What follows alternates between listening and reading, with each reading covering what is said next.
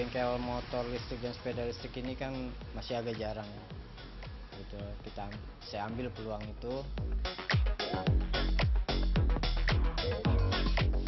Anissa Vitarano, yang biasa dipanggil Tara, gadis 18 tahun yang hobi otomotif ini, tengah mengendarai motor listriknya di wilayah Jatinegara, Jakarta Timur.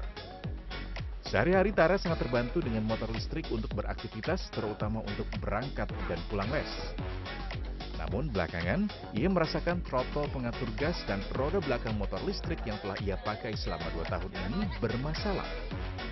Karena kesulitan menemukan bengkel motor listrik di dekat tempat tinggalnya di kawasan Cakung, Jakarta Timur, maka Tara pun hendak membawa motor listrik hadiah kejuaraan off-road ini sejauh lebih dari 5 km ke bengkel motor listrik di kawasan Cipinang Besar Selatan milik Yusuf yang ia ketahui secara online. Terakhir ya itu ya, cari gas, pedal gas itu paling adanya di online. Iya di online, kalau buat ke toko spare part secara langsung gitu dia belum ada. Kita susah ya untuk nyari, sama bengkelnya pun kita belum banyak ya. Menurut data Asosiasi Industri Sepeda Motor Indonesia atau IC, selama periode 2020 hingga 2024, total penjualan motor listrik di Indonesia mencapai sekitar 160 ribuan unit. Peningkatan pengguna motor listrik dari tahun ke tahun membuka peluang usaha bengkel spesialis motor listrik. Yusuf Devana yang merupakan tamatan SMK jurusan mesin melihat peluang itu. Sejak 5 tahun lalu, ia membuka bengkel khusus motor listrik yang berlokasi tak jauh dari TPU Kebonanas, Jakarta Timur. Pria berusia 25 tahun ini sebelumnya lebih terbiasa dengan mesin kendaraan berbahan bakar minyak. Sejak di SMK pun, ia turut bekerja sebagai mekanik di bengkel mobil berbahan bakar minyak milik orang tuanya. Ia lalu belajar perawatan dan modifikasi motor listrik secara otodidak. Bengkel motor listrik yang ia kelola ini menyatu dengan bengkel mobil milik orang tuanya. Ya karena kita faktor dari penasaran sih, kendaraan listrik itu bagaimana, dan awalnya saya beli sepeda listrik yang rusak, mati, dan saya betulkan, ternyata yang rusak ternyata cuma baterainya saja. Karena tak memerlukan ruang untuk penyalaan bahan bakar, motor listrik memiliki lebih sedikit komponen dibanding motor berbahan bakar minyak. Motor listrik juga tak menggunakan oli untuk pendinginan maupun pelumasan seperti motor berbahan minyak. Nah, pemirsa, kalau perbedaan utama motor bensin dengan motor listrik ya, kalau di motor bensin itu kan ada blok mesin yang isinya silinder, piston, busi, karburator, dan sebagainya. Tapi kalau di motor listrik itu hanya baterai aja nih, Mas Yusuf ya. Dari baterai terus powernya ngirim ke controller ini, motor listrik, nanti dibaca saat throttle gas dibuka, maka dinamo akan berputar selayaknya motor bensin.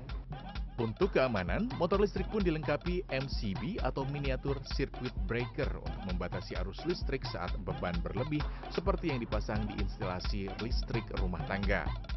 Tak hanya di komponen pembangkit daya, spesifikasi roda motor listrik pun berbeda dengan motor berbahan bakar minyak.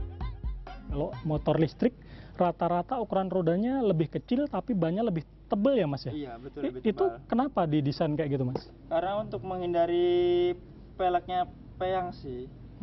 Karena pelek belakang itu sama dengan mesin, karena dinamo itu di pelek belakang. Faktornya itu buat jadi pengaman dari dinamo ini tersebut. Iya. Menurut pengalaman Yusuf, di motor listrik, bagian yang paling sering rusak akibat pemakaian pengguna adalah baterai yang menghasilkan daya, throttle gas yang mengatur besaran tenaga untuk memacu kendaraan, dan dinamo yang mengubah energi listrik menjadi energi gerak.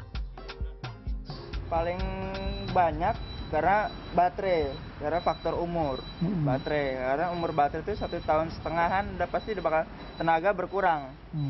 Itu ibaratnya kayak motor bensin, filter bensinnya mampet. Nah, paling habis itu ke throttle gas. Ini biasanya pecah faktornya gara-gara plastik kemakan umur. Jadi makanya diganti. Tak hanya melakukan perawatan, Yusuf juga melayani modifikasi motor listrik pelanggannya.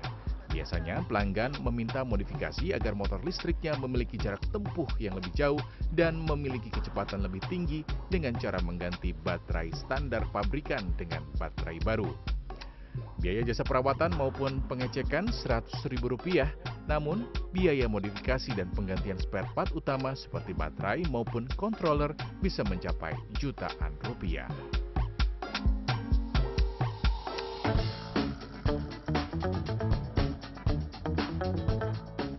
Selain Yusuf, peningkatan jumlah pemakai motor dan sepeda listrik di perkotaan juga dilirik oleh Firman Ibrahim sebagai peluang usaha.